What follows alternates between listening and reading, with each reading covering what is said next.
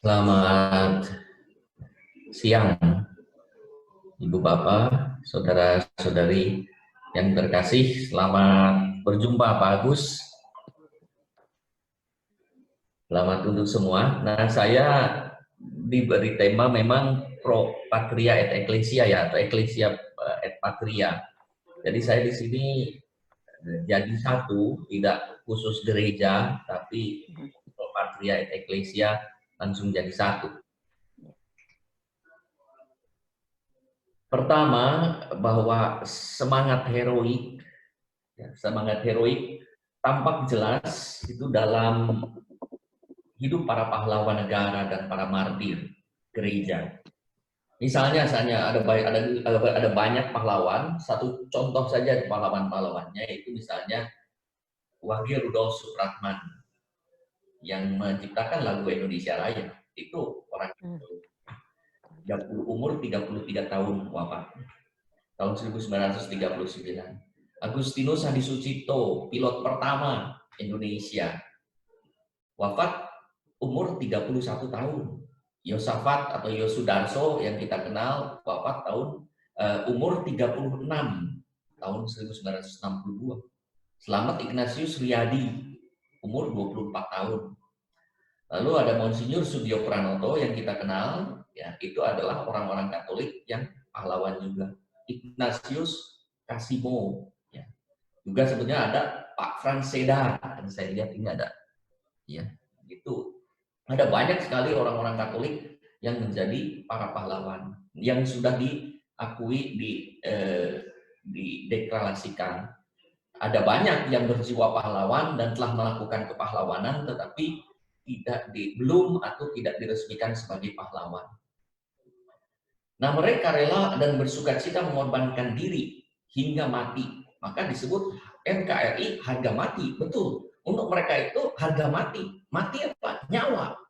Jadi daripada tidak NKRI, mati saya. Nah, itu harga mati. Bukan sekedar ungkapan NKRI harga mati. Sekarang begitu disuruh bela anggaran, lari. Ya, itu NKRI lari, bukan NKRI harga mati. Justru NKRI harga mati itu saya mau berjuang mati-matian demi NKRI. Daripada bukan NKRI mati. Nah, itu saya berani begitu. Istilahnya NKRI harga mati itu kalau berani langkahi dulu mayat saya. Ya. Jadi selama saya masih hidup, NKRI harga mati. Itu artinya ungkapan-ungkapan NKRI harga mati.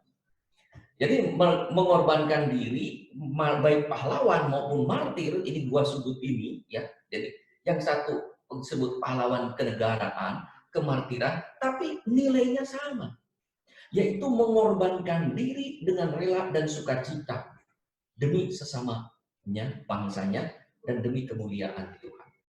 Di balik kesamaan ungkapan pengorbanan tersebut, sesungguhnya ada sumber yang sama, yaitu kedalaman hidup rohani. Relasi dengan Allah yang diimani membakar hatinya untuk mengabdikan diri pada sesama. Maka bagaimana mungkin seseorang menjadi pahlawan sejati yang bersedia mencucurkan darah tanpa pamrih, pro patria, kalau tidak tergerak hatinya oleh panggilan Allah yang mengutusnya pada tanggung jawabnya sebagai warga negara dan umat manusia yang diciptakan Allah dalam kehendak bebas kemerdekaan.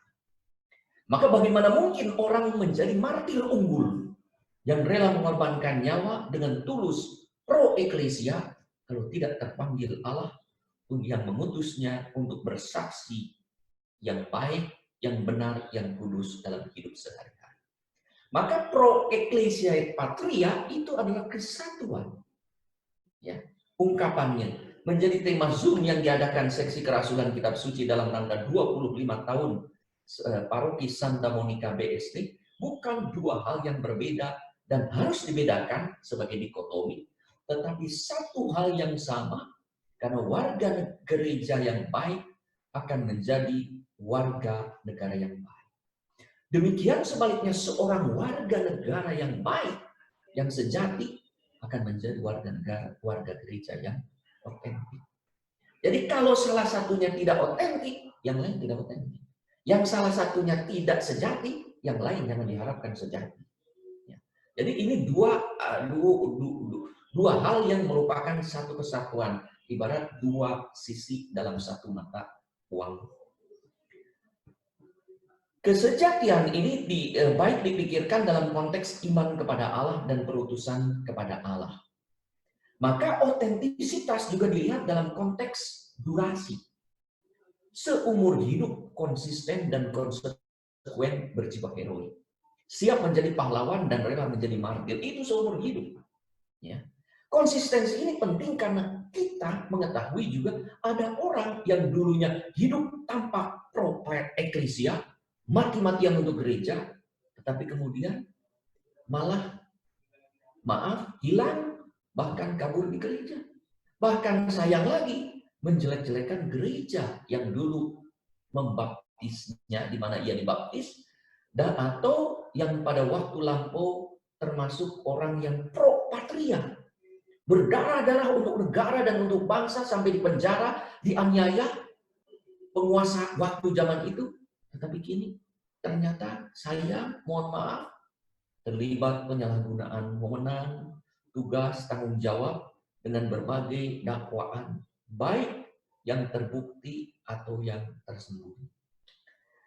Orang yang sekali pro eklesia dan pro patria secara otentik akan hidup juga demi gereja, iman pada Allah, dan demi negara, mati untuk bangsanya.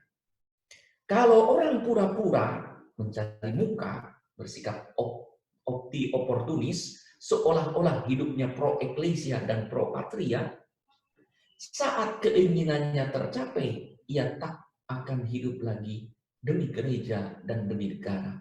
Karena ada udang di balik batu, ada daging di balik nasi, demi perut sendiri. Jadi ada pro patria dan pro eklesia itu tidak pura-pura, ya. Maka kalau yang pura-pura waktu awal pro, ya, setelah menduduki keinginannya, mencapai keinginan jabatan, tidak lagi melepaskan diri. Saudara-saudari, pada Ekaristi Syukur Hari Ulang Kemerdekaan Republik Indonesia 17 Agustus, bacaan kedua itu diambil dari 1 Petrus 2, 13-17, dan bacaan pertama dari Sirah, kitab Putra Sirah 10, 1-8, serta bacaan Injil itu dari Matius 22, 15-21. Kalau dicermati, ketiga bacaan itu mengingatkan panggilan kita sebagai anak Tuhan yang sejati, baik sebagai warga negara atau sebagai pejabat negara. Ya. Itu dalam kaitan iman semua dikaitkannya. Ya, dalam Putra Sirah, ya, 10, 1-8, kita diingatkan bahwa kekuasaan berasal dari Allah. Maka disebutkan apa yang dikehendaki Allah, yaitu mempertahankan ketertiban dan keteraturan sebagai pemimpin arif dan bijaksana, serta mana yang dibenci Tuhan, yaitu bertindak sewenang-wenang bukan hanya pada rakyatnya, tetapi juga pada bangsa lain karena kelaleman, kekerasan, dan uang. Artinya melakukan penjajahan dan invasi. Maka orang yang kekuasaan yang berasal dari itu dipercayakan kepada orang tertentu untuk memimpin bangsanya sesuai dengan kehendak Allah. Dalam bacaan kedua 1 Petrus 2, 13-17, kita diingatkan demi Allah. Jadi ada demi Allah. Demi Allah. Ya. Jadi demi Allah ini biasa ya kata-kata ini. Orang berkata demi Allah. Demi Allah artinya orang beriman teguh pada Allah akan mempertahankan kemuliaan Allah dengan mewujudkan kehendaknya. Itu arti kata demi Allah. Kalau saya berkata demi Allah, saya sebagai orang beriman teguh pada Allah akan mempertahankan kemuliaan Allah dengan mewujudkan kehendak Allah di bumi. Maka disebut demi Allah untuk taat, ya, demi Allah untuk taat kepada penguasa yang diberi wewenang secara legal. Di situ sebetulnya Petrus mengharapkan penguasa yang juga mempunyai otoritas moral dan spiritual hingga dihormati rakyat.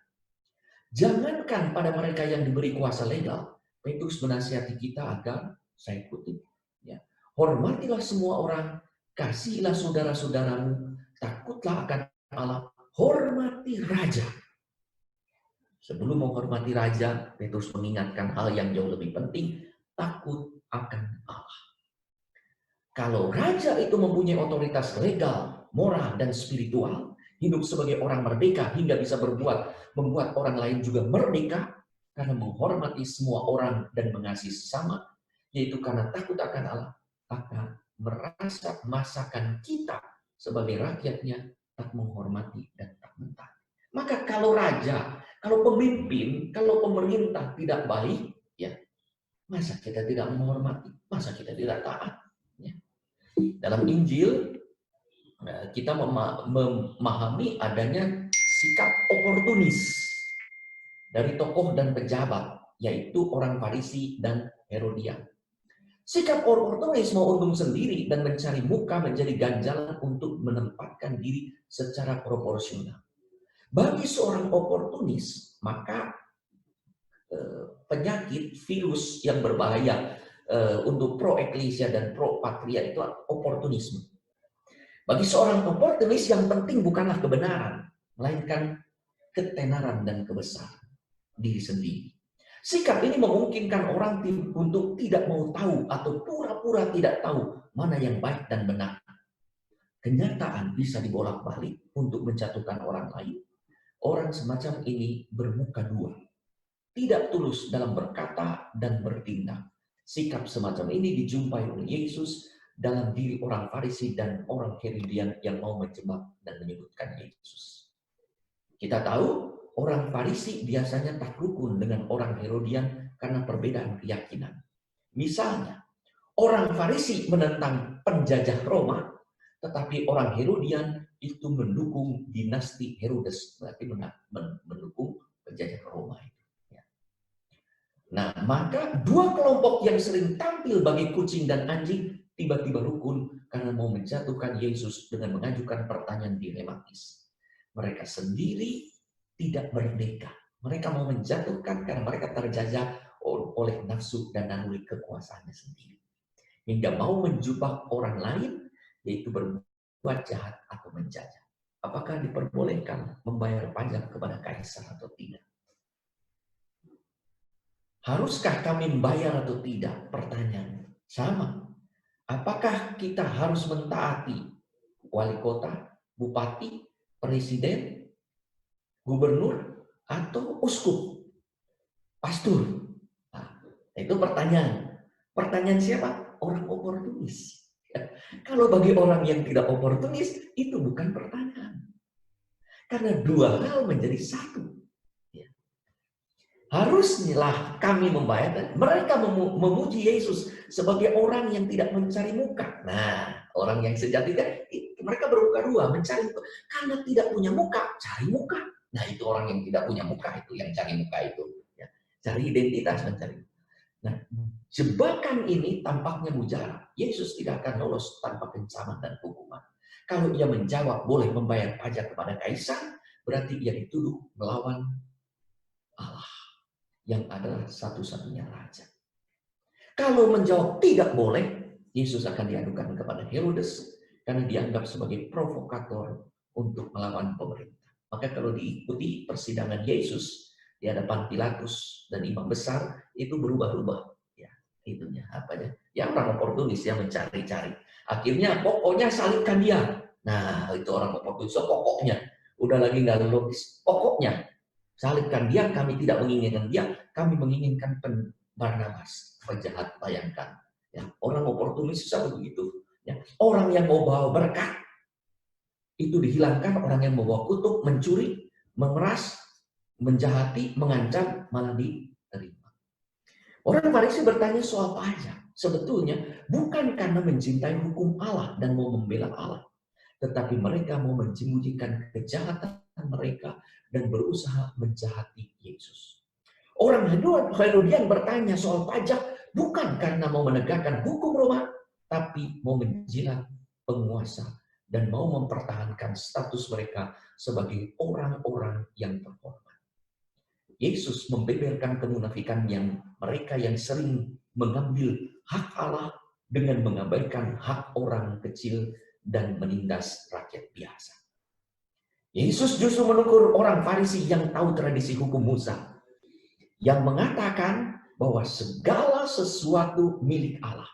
Nah, sekarang mereka terjebak sendiri oleh pernyataan Yesus sepertinya.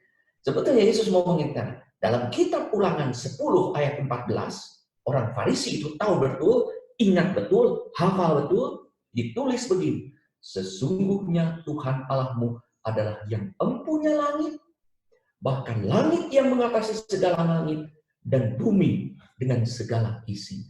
Kalau orang Farisi itu menyadari hukum ini, hukum dari Musa ini, pasti tidak akan bertanya. Karena raja mereka hanya satu, adalah Allah.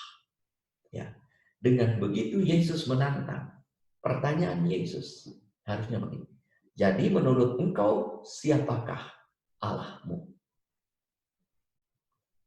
Tuhan atau kaisar? Mereka masuk perangkap sendiri. Kalau mereka menjawab kaisar, akan dicaci oleh orang Yahudi. Akan pergi, ditinggali. Padahal mereka penjaga tradisi. Kalau menjawab Tuhan, akan dicari oleh kaisar. Akan diciduk oleh kaisar. Saudara-saudari yang terkasih, orang oportunis tak mungkin menjadi pribadi pro-eklesia patria secara otentik. Biasanya baik pada awalnya untuk mendapatkan kekuasaan, bukan pelayanan, tapi akhirnya menggunakan kekuasaan untuk menjahati orang. Itu yang kadang-kadang kita dengar, janji-janji palsu waktu kampanye, orang bilangnya. Orang yang mencari muka atau untung sendiri sering bersikap tak masuk akal. Jika ia berbicara, bertanya, mengusulkan apa yang tidak ada sangkut paut bisa kait-kaitkan, apa yang berhubungan justru dihilangkan. Yang penting melawan kawan kalah. Yang utama kepuasan bukan kebenaran. Ini akan mempengaruhi dirinya untuk mendapat kekuasaan, dan lewat kekuasaan tersebut ia mendapatkan keuntungan untuk memuaskan diri. Padahal kekuasaan adalah pelayanan. Bandingkan Markus 10, 35 sampai 45. Saya kutip ayat 43-44. Tidakkah demikian di antara kamu? Barang siapa ingin menjadi besar di antara kamu, hendaklah ia menjadi pelayanmu, dan barang siapa ingin menjadi yang terkemuka, hendaklah kamu menjadi hamba untuk semua. Yesus mengajak kita untuk memberikan apa yang menjadi hak kaisar, hak Allah dan kaisar. Hak Allah, apa yang disebut hak Allah? Kitab Kejadian 1-27. Kita adalah koin Allah. Manusia diciptakan serupa dan segambar Allah. Itu adalah tulisan Allah, tanda tangan Allah. Manusia kita tanda tangan Allah.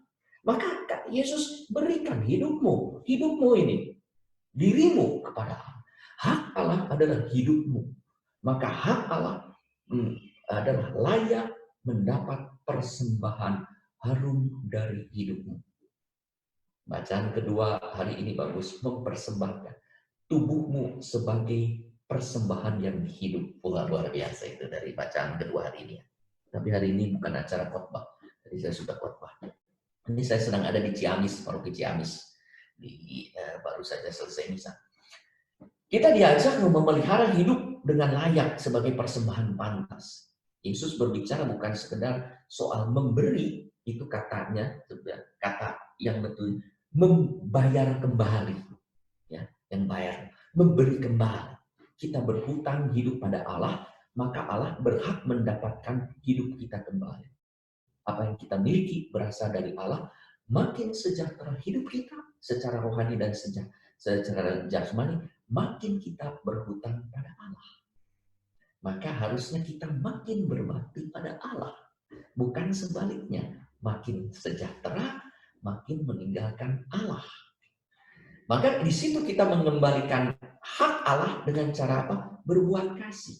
Kita mendapat kasih, maka kita memberikan kasih.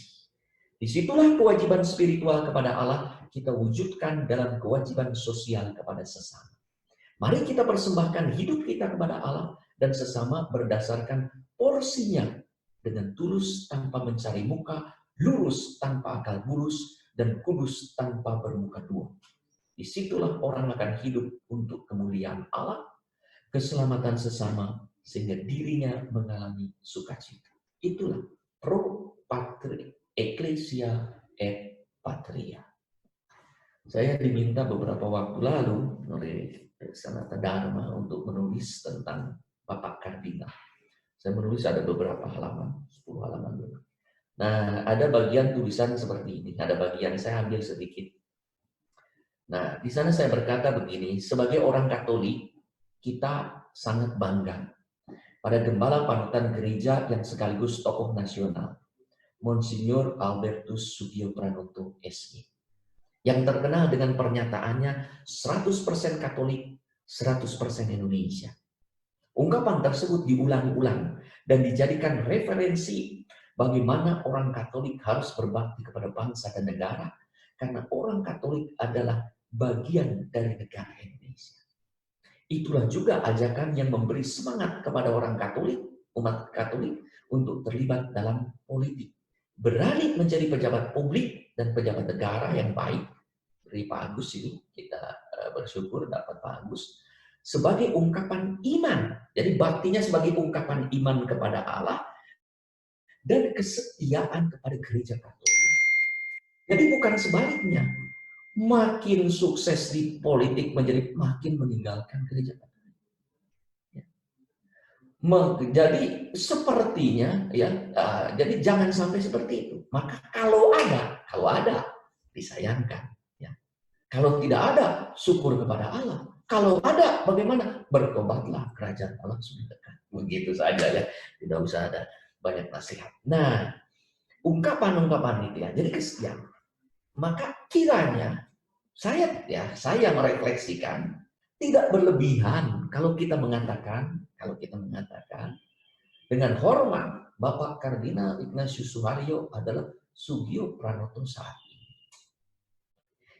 Ia bukan hanya meyakini dan mengamini kata-kata Monsignor Sugio Pranoto, tetapi juga menjalani dan menghidupi semangat 100% Katolik dan 100% Indonesia.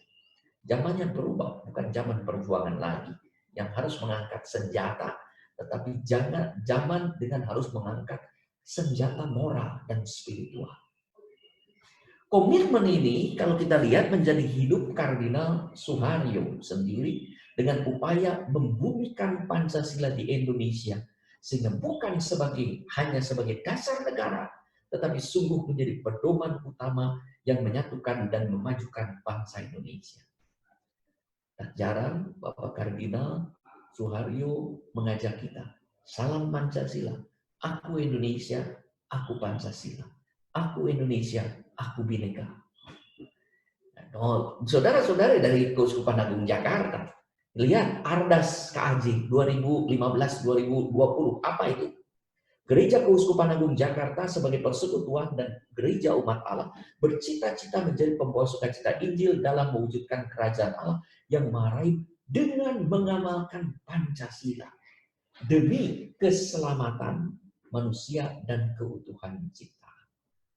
Maka setiap tahun dari 2015, amalkan Pancasila, kerajaan Allah yang memerdekakan. Saudara-saudari sudah merenungkannya, sudah menjalankannya. 2017, amalkan Pancasila, makin adil, makin beradab.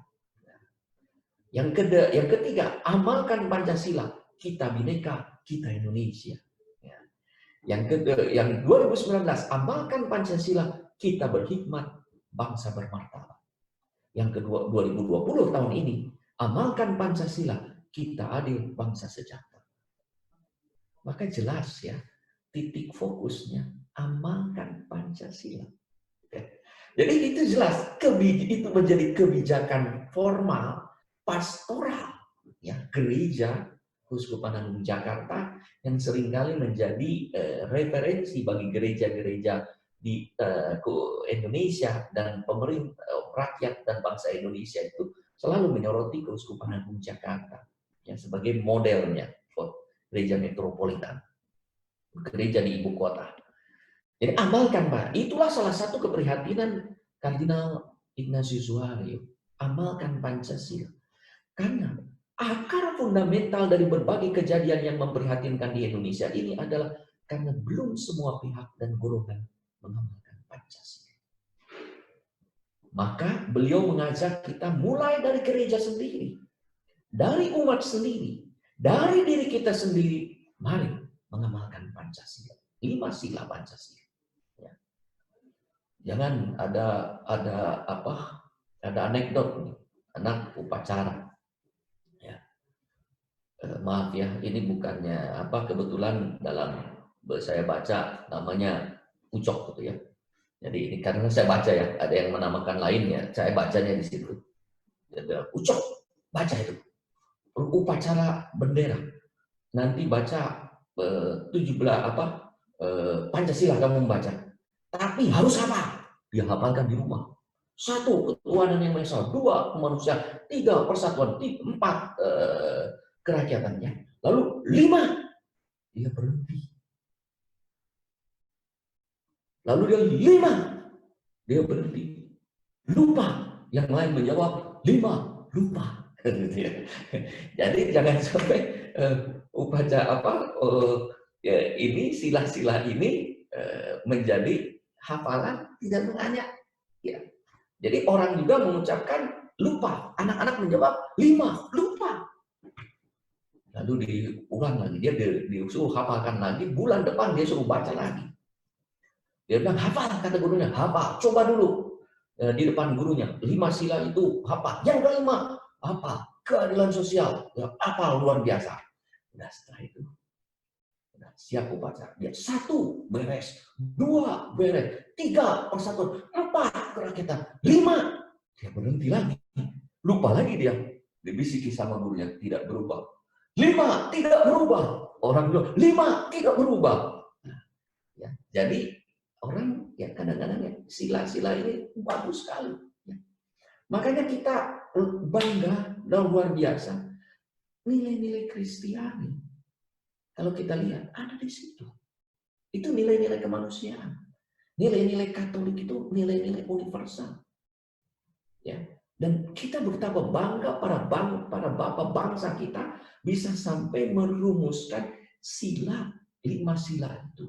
Ya, merangkul semua dan di bawahnya ada tuh Bhinneka Tunggal Ika. Ya, dalam lambangnya itu luar biasa itu. Ya. Maka bangsa-bangsa lain itu kagum luar biasa ya kepada bangsa Indonesia ini. Maka ya beliau mengajak terus ya, Kardinal Suarez selalu mengajak kita terus. Jadi melalui 3 pola ini juga, gagasan, kesadaran, dan gerakan tentang Pancasila. Maka Kardinal mengajak kita membumikan Pancasila hingga sungguh dekat dan akrab dengan kita. Karunia kemerdekaan diberikan Allah kepada kita melalui keputusan para bapak bangsa yang semangat menggunakan Pancasila sebagai dasar negara. Pancasila itulah yang menjadi fondasi yang mengantar kita pada kemerdekaan yang tahun ini mencapai 75 tahun. Ya. Digoncang dari berbagai pihak, mencoba di barat, tetap kokoh. Dan mudah-mudahan kita berkata harga mati.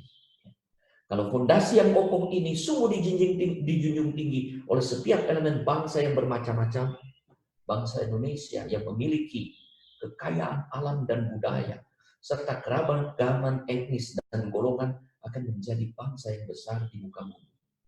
Untuk itulah Kardinal Suharyo mengajak kita untuk memperdalam kembali Pancasila hingga kita memiliki gagasan yang baik tentang Pancasila. Namun Pancasila bukanlah sekedar bahan untuk dipelajari, tetapi menjadi nilai yang harus hidup dalam kesadaran kita yang benar. Setelah itu, kita diundang untuk mewujudkan gagasan dan kesadaran tersebut dalam gerakan yang kudus, yaitu sesuai dengan kehendak Allah pada kita. Gerakan ini bisa dirintis mulai dari keluarga, lingkungan, paroki, gereja, tempat kerja, masyarakat, dan bahkan negara. Gerakan sederhana dan konkret, tetapi mengejutkan kita semua. Mungkin kita tidak sadar, hingga kita berkata, dan orang yang melihat berkata, wow, adalah dibuatnya patung Garuda Pancasila, lambang negara dengan semboyan Bhinneka Tunggal Ika, di mana?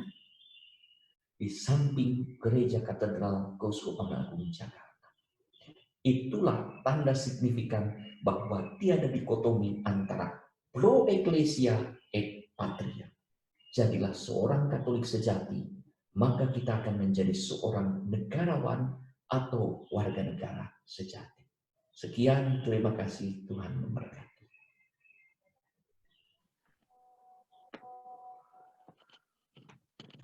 Luar biasa. Saya sampai terkejut, saya pikir masih ada panjang, menunggu lebih lama, tiba-tiba Bapak Uskup sudah menyelesaikan. Waduh Pak, singkat, padat sekali ya Bapak Uskup. Terima kasih Bapak Uskup untuk penjelasan dari ulasannya ya. Ternyata sudah digabung, jadi benar-benar ada pro eklesiaan, et patrianya di dalam situ ya. Tadi juga saya dengar, kami bersyukur sekali bahwa Bapak Kardinal ya dengan gagasannya mengenai Pancasila ini yang dipakai 5 tahun dari 5 tahun ini ya, bahkan tahun keadilan bahkan diperpanjang tahun keadilan ya sampai tahun 2021 karena dalam situasi kondisi seperti saat ini. Dan ya itu tadi yang saya dengar dari Bapak Uskup mengenai gagasan sudah ada, kesadaran sudah ada, sekarang bagaimana gerakannya gitu. Nah ini yang penting gitu ya Bapak Uskup ya. Jadi kita dianjurkan juga oleh Bapak Kardinal untuk memperdalam mengenai Pancasila ya. Nah, mungkin Bapak Uskup bersedia untuk mungkin ada beberapa pertanyaan dari para peserta? Boleh ya? Baik, silakan mungkin Ibu Molly atau ini untuk mengajukan pertanyaan kepada Bapak Uskup.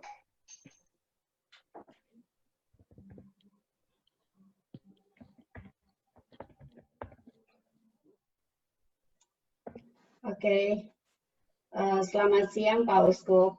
Bapak Uskup. Ada beberapa banyaknya ini salam buat Pak Uskup. Terus banyak yang ngucapin selamat atas tahbisannya. Terus ini ada beberapa pertanyaan yang tidak sesuai dengan sesi ini, mungkin saya nggak bacakan kali ya.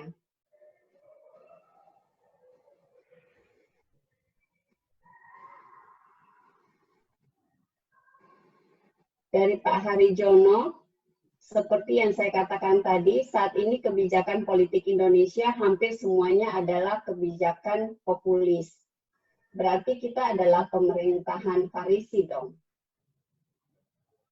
Tapi jika kita sampaikan kritik, sekarang dicap makar. Jadi bagaimana ya? Yang pertama, sebetulnya bagus. Populis dalam arti populer dan benar. Ya. Tenar dan benar. Ya. Tapi kalau populis mengikuti arus yang tidak benar, nah itu yang salah. Jadi ada juga di beberapa, kalau kita lihat ya, ada juga kebijakan-kebijakan yang luar biasa hebat, populis, bagus, baik dan benar. Nah, yang mungkin yang disebut di populis ini mau menyenangkan rakyat, ya, mau menyenangkan bukan rakyat, mau menyenangkan tanda petik orang yang lebih banyak atau orangnya sedikit tapi suaranya powerful gitu, lebih kuat. Jadi takut dan lain sebagainya, lalu mulai menyenangkan rakyat. Nah kalau begitu, memang itu oportunis, orang oportunis. Daripada saya kehilangan jabatan, mendingan saya lebih baik saya mengkhianati sumpah jabatan. Nah itu kan, daripada kehilangan jabatan, mendingan saya kehilangan sumpah jabatan. Siapa tahu pada periode berikutnya, saya terpilih lagi. Saya akan janji lagi, mudah-mudahan aman dan tidak ada yang meminta sesuatu yang tidak melawan jabatan. Tapi kalau ada yang melawan jabatan dan itu suara tanda petik mayoritas, saya sebut mayoritas ini bukan karena mayoritas orang banyaknya, tapi bisa juga mayoritas karena powerfulnya itu. Satu orang bisa mayoritas, ya. Satu orang bisa mayoritas. Satu orang tunjuk jari begini bisa semua ikut. Ya, itu yang disebut dengan mayoritas. Jangan dikira mayoritas itu hanya jumlahnya banyak saja, tapi satu orang mayoritas bisa. Contoh saja begini, itu negara ya. Jangan kita ribut kita di dalam gereja juga kadang-kadang seperti itu. Misalnya contoh, ya, kan semua lembaga, termasuk institusi gereja, itu bukan lembaga para malaikat yang tidak ada kesalahan dan kekurangannya, ya, dosa tidak ada. Semua itu tidak kebal dengan dosa dan kesalahan. Sebagai warga negara yang baik dan warga gereja yang baik, dikatakan kritik itu membangun. Ya, betul. Kritik itu membangun kalau disampaikan dengan cara yang membangun. Kalau kritik itu tidak membangun, ya, maka kacau. Kalau kritik itu membangun dan disampaikan dengan cara yang merusak, habis kita. Maka akan terjadi berbagai kekacauan yang tidak kita harapkan. Contoh, kalau kita cinta gereja, ya, ada kekurangan di dalam gereja, maka bantulah memperbaikinya dari dalam. Ya, berbicara, berdialog dengan orang yang berwenang, bukan menulis di internet. Ya, foto mengagitasi di internet. Ya. Atau membuat lain-lain, ya, acara atau poster-poster. Demikian juga kepada pemerintah. Ya. Kalau mau kritik, sampaikan, ada. Kalau merasa belum terinspirasi, cari jalan lain. Kalau belum cari lain. Kalau belum, terus berdoa kepada Allah supaya orang itu bertobat. Kalau kita turut terlibat dan terjadi akhirnya menjadi mengacaukan dan merugikan orang lain, istilahnya itu gajah berkelahi dengan gajah, yang mati siapa? Yang rugi siapa? Rakyat kecil. Ya. Kalau ada demo, ya, ada pemogokan yang luar biasa. Ya. Orang-orang tertentu yang memiliki cadangan tidak mengalami kerugian, tapi orang-orang kecil, orang-orang miskin itu mengalami. Dan sayangnya kadang-kadang orang-orang kecil ini, sayangnya, ya, sebagian dari orang-orang ini juga terprovokasi, maka ikut. Ya, maka berhadapan dengan orang-orang Farisi, ambil sikap Yesus. Ya, sikap Yesus mengambil sikap Yesus. Ya, menjawab pertanyaan dengan bijaksana, ya, mengkritik mereka dengan bijaksana, menyampaikannya, tapi tidak melakukan agitasi. Ya, nah itu. Jadi itu, Bu, ya. Jadi betul bahwa ya kalau gitu ya Farisi. Ya. Jadi sekali lagi, kalau kebijakannya itu bagus, kan ada gubernur bagus, populer, karena populer kan bagus. Ya. Nah, tapi kalau bagus ternyata menyimpang dari Pancasila, nah itu yang disebut dengan tanda petik populis. Maka jadilah populis yang sesuai dengan Pancasila. Pasti akan dipilih lagi tuh. Tanpa promosi, tanpa kampanye, akan dipilih lagi. Oke. Pertanyaan kedua, Bapak Uskup. Menjadi 100% gereja dan 100% Indonesia tidaklah mudah. Bagaimana kita harus bersikap? Karena faktanya banyak orang oportunis yang ada di gereja, baik di komunitas kategorial maupun struktural. Semacam DPH, yang notabene mereka sulit menerima kritik atau masukan dari pihak lain. Mohon penjelasannya. Ya, seperti DPA, jangankan DPA ya, pastor juga, uskup juga. Kadang saya dapat SMS ya. Ya, saya hanya jawab terima kasih. Saya jawab begini nih, ya. Kalau ada yang mengkritik, saya jawab. Saya kasih lambang SMS itu, saya kasih lambang begini saja, ya. Terima kasih bahwa itu saya renungkan, saya baca apa begini saja, ya. Atau begini, kalau setuju bagus begini. Kalau tidak setuju, saya sudah bilang begini, saya begini saja. Ya, daripada menyakiti hati orang bahwa tidak setuju, saya begini saja. Ya, terima kasih gitu ya. Nah, baiklah ya, coba ya kita lihat tadi. Sri Paulus Fransiskus, gembala utama kita, selalu berkata, tolong doakan saya, ya, maafkan saya. Santo Paus Yohanes Paulus kedua pernah berkata, gereja, atas nama gereja saya meminta maaf. Ya. Juga paus-paus yang lain juga menyatakan di beberapa kesempatan meminta maaf Kalau ada kebijakan yang salah, kalau ada perlakuan yang salah, maka nggak apa. Kita bukan malaikat. Koreksi, kan ada prosedurnya. Makanya jangan langsung lewat, ada prosedurnya. Ada lewat siapa, ada lewat siapa. Bukan teriak-teriak. Di medsos malah salah. Gambar apa, karikatur. Siapa, DPH-nya dikarikatur, romonya dikarikatur, uskupnya dikarikatur, makin berani itu. Ya, Paus bahkan dikarikatur. Baru saya prihatin kadang-kadang, ini orang Katolik atau bukan ya? Jangan-jangan ini, aduh, sangat sedih gitu ya. Itu yang tadi, Injil hari ini bagus sekali sebetulnya. Petrus minggu yang lalu itu mengaku sebagai engkaulah Mesias putra Allah. Hari ini Yesus dikatakan engkau iblis banyaklah daripada. Kenapa? Petrus mengaku Yesus sebagai Mesias putra Allah, tetapi ketika diberitahu cara dan jalan Yesus, bagaimana Allah menyelamatkannya, malah ia berkata jangan. Ia melawan, menolak jalan rencana Allah, jalan bagaimana menyelamatkan manusia. Maka oleh Yesus disebut enyahlah iblis. Itu ibarat apa? Orang yang percaya kepada Tuhan, mengaku Yesus, tetapi hidupnya dengan caranya sendiri. Nah, demikian juga kalau kita mau mengkritik pemerintah juga itu, ya. Lakukan dengan adanya prosedur, ada jalan kok. Ya. Apalagi pemerintah sekarang ini luar biasa. Ada SMS, silakan ada WA yang dibuka umum, ada email yang dibuka umum. Tapi saudara, kadang-kadang ya, berapa WA yang masuk, SMS yang mau, email yang masuk, luar biasa banyak juga. Ya, untuk membaca itu. Maka pasti tidak setiap orang bisa terlayani dengan baik. Ya memang kita jangan jengkel kalau yang tidak terbaca punya kita, ya itu tidak ada reaksinya. Maka ya sebagai warga negara yang baik sebetulnya lakukanlah apa yang baik. Contoh, kalau kita warga negara yang baik, di keluarga baik, ada hidup Pancasila, ketuhanan yang Maha Esa, ya, kemanusiaan yang adil dan beradab, persatuan Indonesia. Ya. Kalau semua itu ada, ya luar biasa.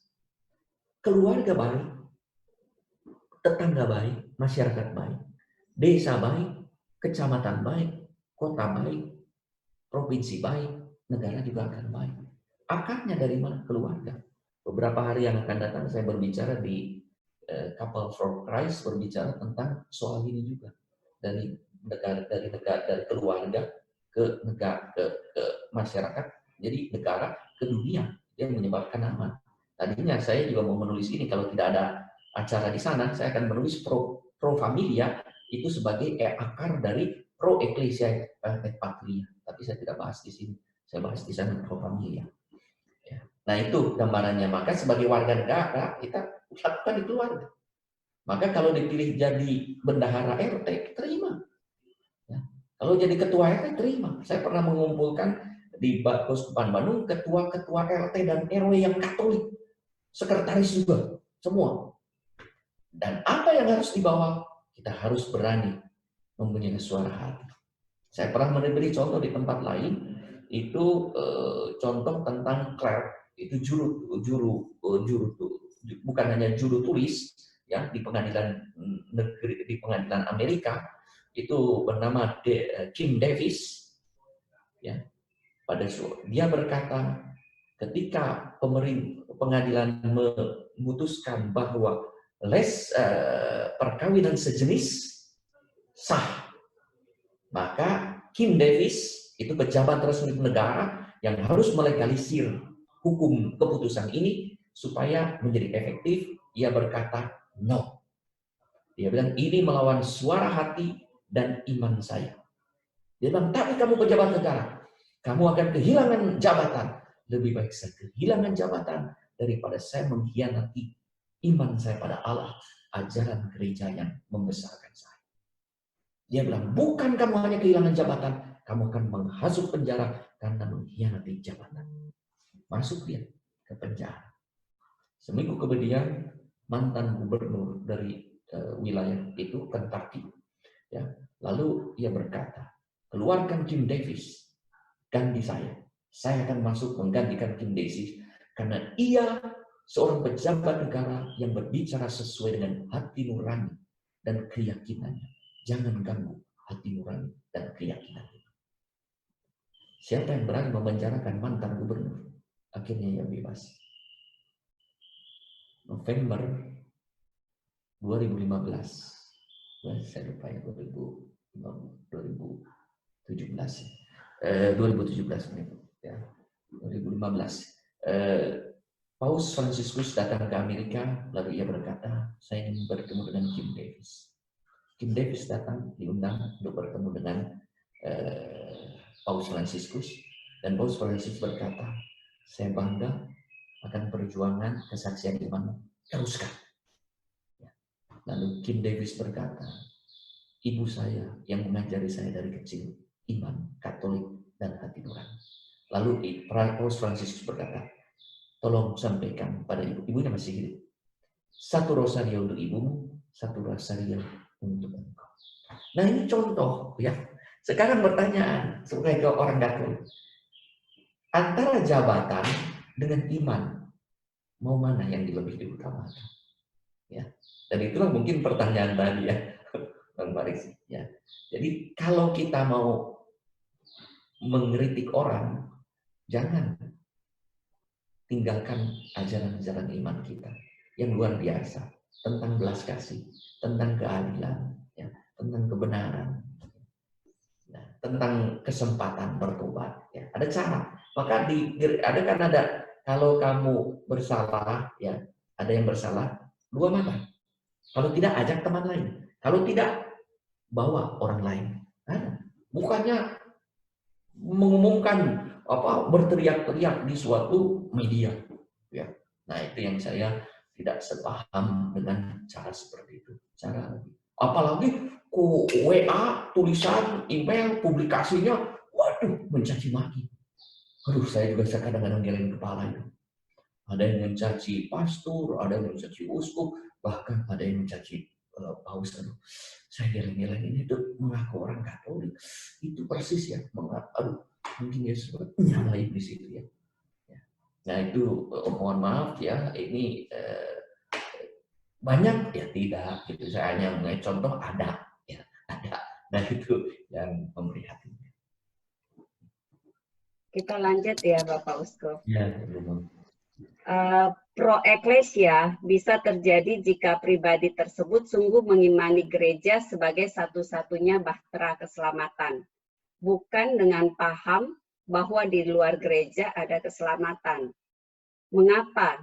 Justru yang populer bahkan kalangan klerus sendiri, banyak yang mengajarkan di luar gereja ada keselamatan.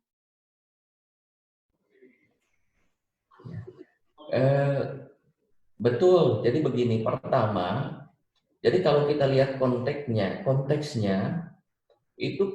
itu ada pada zaman abad sebelum abad pertengahan, itu ada seorang uskup yang menulis surat kepada imamnya. Jadi konteksnya itu, ya, konteksnya itu, kalau kamu melaksanakan ini, awas ya, karena di luar gereja, jadi konteksnya itu kepada gereja sendiri, kepada pejabat gereja, pelayan gereja, gembala gereja.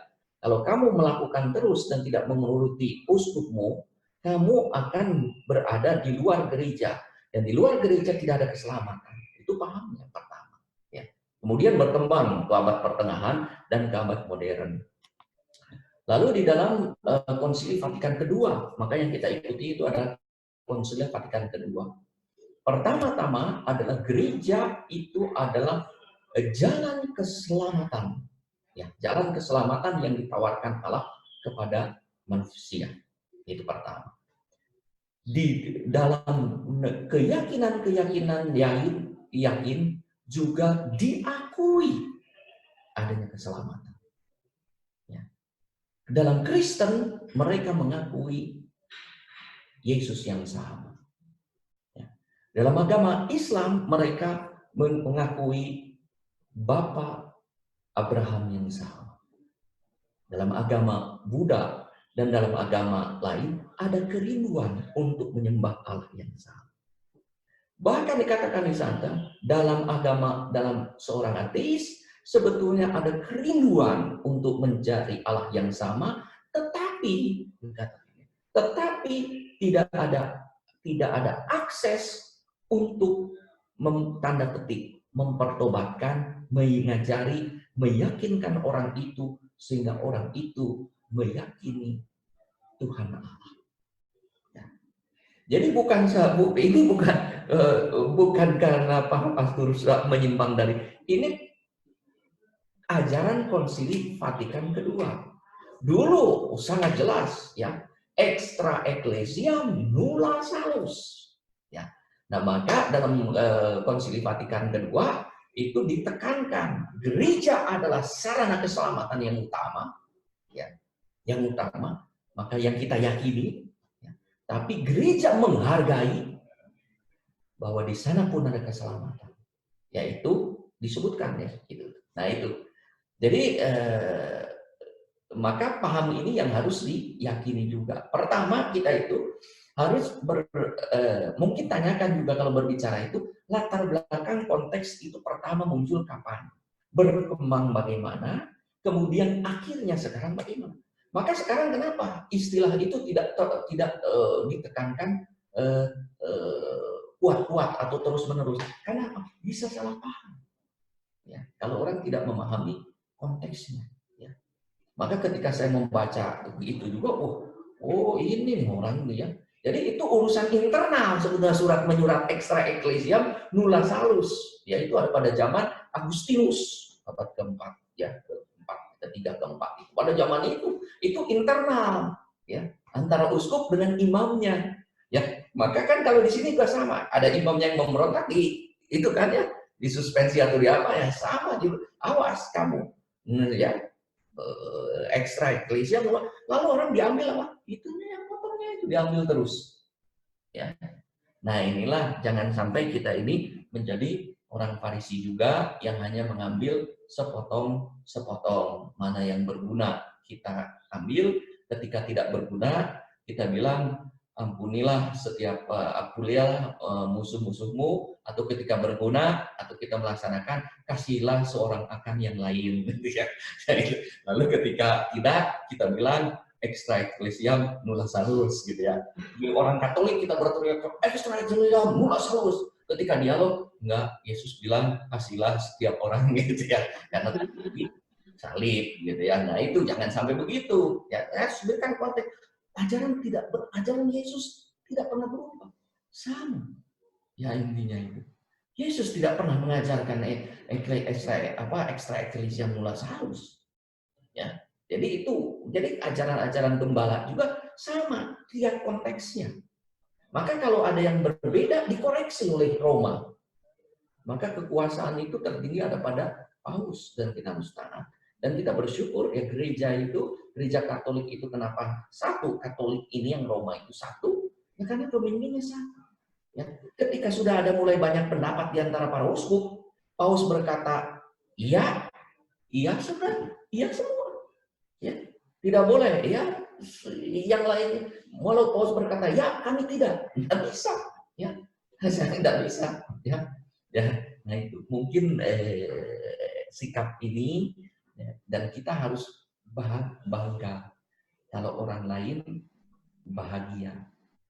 Itu kan Injil hari apa ya, yang ada 1 dinar sehari, ya itu 19 Agustus itu Injilnya itu. Orang yang kerja pagi hari, makanya kan sepakat berapa? 1 dinar. Jam 9 nggak ada sepakat kan? Pokoknya standarnya 1 dinar sehari. Jam 9 nggak berapa? Jam 12 nggak datang. Jam 3 juga diambil. Jam 5 terakhir. Jam 6 digaji. Jam 6 digaji. Dapat siapa? Yang terakhir dapat 1. Wah. Yang kedua, 1. Yang jam 3 1. Yang jam 12 1. Jam 9 1. Yang jam 7 pagi. Wah, ini saya dapat lebih nih. Wong udah setia dari dulu kok. Dapatnya apa? Sama. Protes kan? Lalu dia tanya, Yesus tanya, saudara, apakah aku merugikanmu? Tidak kan? Apakah aku berbuat tidak adil? Tidak.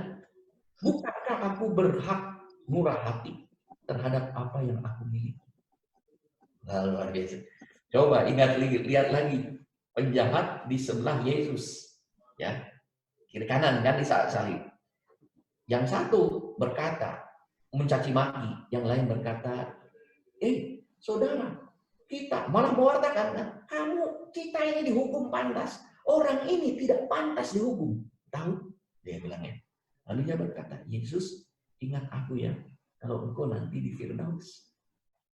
Ia kenal Yesus di mana? Di salib. Di atas salib baru sebentar. Yesus bilang apa? Hari ini engkau ada bersama-sama dengan aku di Firdaus. Luar biasa kan? Mungkin orang berkata, kurang aja.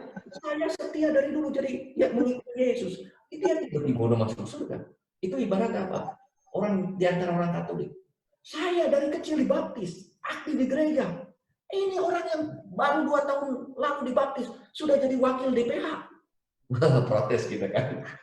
Ya protes. Ya, protes. Ya, padahal ya. Nah itu. Lalu bertanya, saya merugikan kamu tidak? Maka Yesus berkata, hari ini engkau ada bersama dengan Firdaus. Kardinal Fulton Sheen itu berkata, pencuri yang disalibkan dengan Yesus itu luar biasa. Memang pencuri sejati. Ya, setelah dihukum juga masih mencuri kesempatan sampai ia pertama di Firdaus dengan Yesus. Dia mencari kesempatan. Nah, itu guyonan itu dari Kardinal Fulton Sheen. Nah itu ya. Jadi sebetulnya, nah kalau semangat kita sepakat orang Katolik begini semua, masakan orang lain mau menjahati kita? Ya, kalau tetap mau menjahati kita, ya memang orang itu memang harus bertobat. Gitu ya. Betul ya. Jadi itu semangat Yesus baca di Injil yang diterapkan dalam ajaran gereja, jangan diambil sepotong-sepotong. Oke. Pertanyaan terakhir ya Bapak Uskup, karena keterbatasan waktu, jadi ada satu pertanyaan lagi. Pancasila bagaikan harta karun kerajaan surga yang belum ditemukan semua rakyat Indonesia. Bahkan terkesan gagal ditemukan sebagai alat mencapai kesejahteraan bangsa. Menurut Bapak Uskup, kenapa ini bisa terjadi? Dan bagaimana strategi pencapaian nilai-nilai Pancasila sebagai nilai-nilai pribadi setiap rakyat Indonesia? Terima kasih. Pertama, ya, sebetulnya masalahnya itu ada pada relasi dengan Allahnya. Soal keimanan yang benar. Masakan kalau orang sungguh beriman dan menghayati Allahnya, Allah yang diyakininya menurut agama apapun, ya, masakan ya akan menolak Pancasila. Coba tanya dalam setiap agama, ya. Bahkan golden rule yang disebut dengan golden rule, ya, jikalau kamu ingin mengasihi, berbuat sesuatu, maka perbuatlah itu pada orang lain. Jika engkau tidak menginginkan orang lain berbuat padamu, jangan kau lakukan. Itu ada pada semua agama. Kalau orang bertakwa betul, maka sila Pancasila ketuhanan yang Maha Esa. Kalau bertakwa pada Tuhan yang diimani, masakan ia berbuat jahat kepada sesamanya? Ya. Masakan ia mau membunuh? Masakan ia mau menyingkirkan orang lain yang berbeda paham? Saya mendengar ya ajaran-ajaran dari tokoh-tokoh agama yang menjadi andalan nabinya, nabi agama-agama lain, itu luar biasa ajaran-ajarannya itu kalau dipahami ya. Searah dan sejalan dengan agama kita Katolik ya. Caranya berbeda, konteksnya berbeda, kulturnya berbeda, tapi isinya itu luar biasa. Maka persoalan pertama bagi saya itu adalah persoalan orang itu tidak sungguh takwa kepada Tuhan, tidak sungguh dekat dengan Tuhan. Kalau orang yang dekat dengan Tuhan, itu Santo Fransiskus Asisi, dekat dengan Tuhan, ya, dekat dengan Tuhan, akrab membela kaum miskin, bersahabat dengan Allah. Ya. Pada suatu hari, waktu dalam pertemuan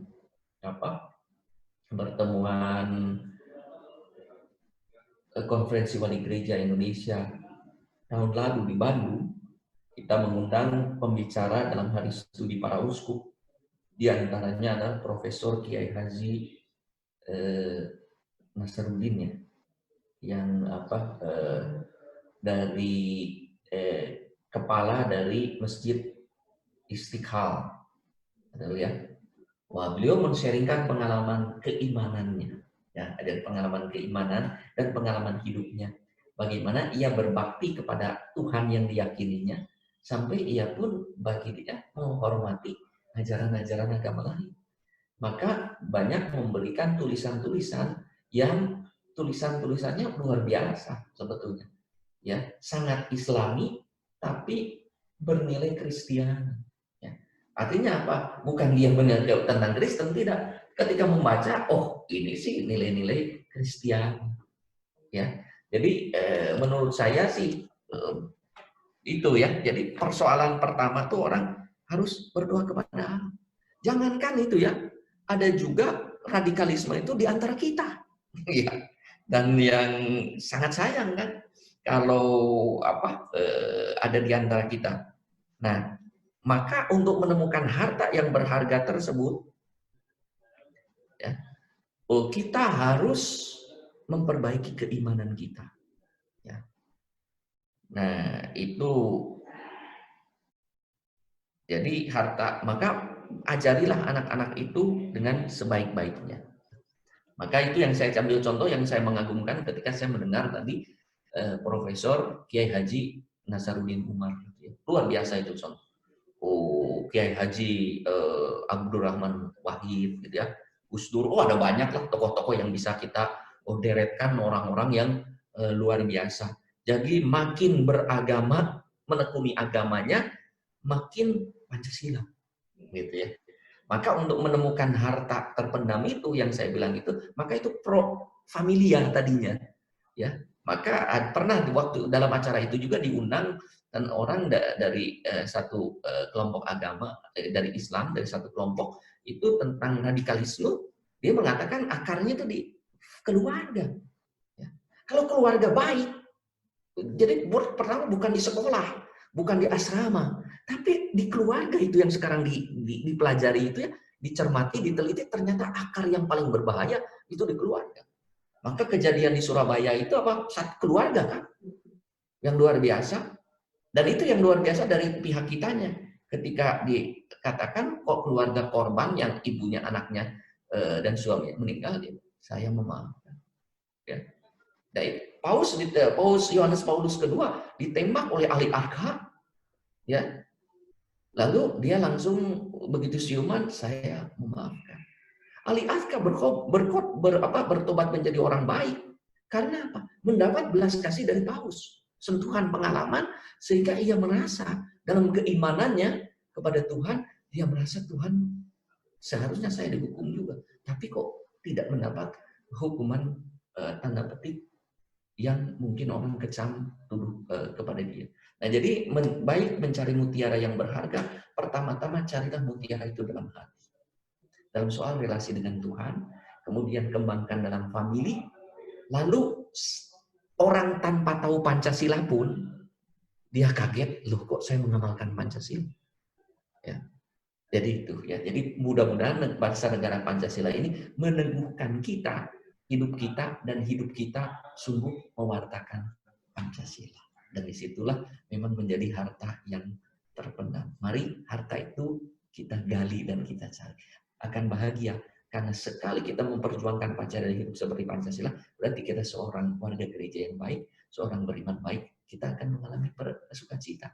Karena persis apa yang ada pada Pancasila itu apa yang dikehendaki oleh Tuhan untuk diwujudkan dalam hidup sehari-hari.